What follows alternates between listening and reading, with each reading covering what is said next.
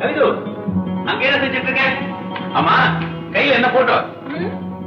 பூஜை ரூம்ல வச்சு 3 வேளையும் பூஜை பண்ண வேண்டிய புனிதமான படம். ஓ, சாமி படமா? ஓ, இதுவா?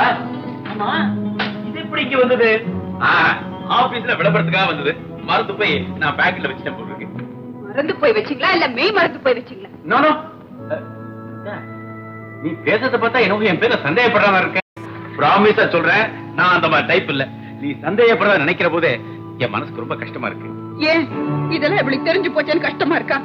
கவிதா, இத பாருங்க, உங்க மேல நான் உயிரியே வச்சிருக்கேன். இன்னொரு பொண்ணு உங்களை பாக்குறது கூட நினைச்சுக்க முடியாது.